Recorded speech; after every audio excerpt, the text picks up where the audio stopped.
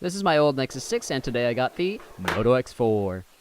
The Nexus 6 is a 2014 phone, and the Moto X4 is a 2017 phone, so spec-wise this is an unfair comparison, but since they are both Google Project Fi's low-end phone option, thought it would be a good comparison, because they are actually at around the same price point, with the Nexus 6 being around $270 on Amazon, while we got this Moto X4 on Google Fi's website for $250 because it was on sale.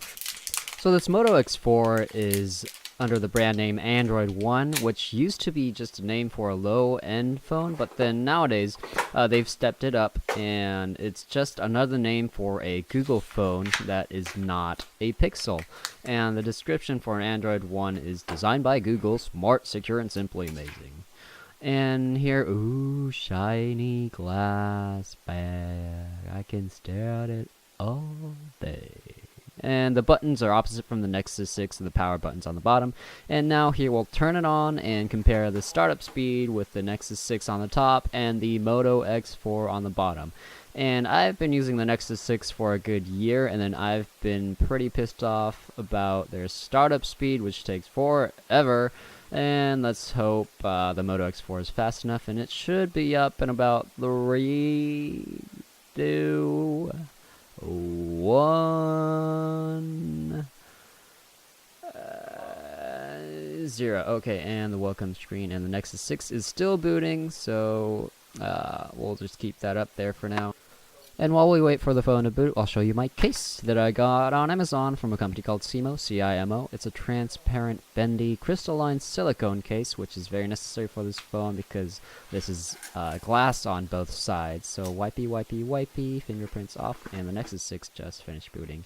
And, oops, I touched it again. So wipe it off again, wipe, wipe, wipe, and put it on because the camera's beveled, so you definitely need a case like this. And now for the setup.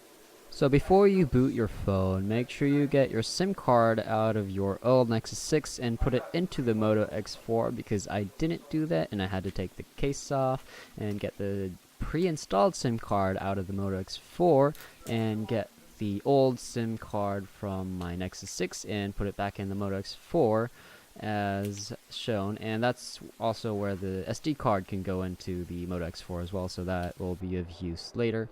Move number, and activate. So one thing I really like about this phone is that we get to use our fingerprint, which was not present in the Nexus 6, and in the future we'll be able to use a lot of the fingerprint function. And no, I do not agree, and complete the setup. So this phone's interface is not that different from the Nexus 6, your standard drop-down menu and everything. Fingerprint off, fingerprint on, fingerprint lock, fingerprint on. Easy as that. The camera's real nice on this phone. For the options, we have a depth enabled, which is like a bokeh. We have a professional mode, which we can adjust shutter speed, ISO, aperture, and everything. And swipe left option, shutter sound off, quick capture and everything. We have a really high megapixel camera, as well as 4K video.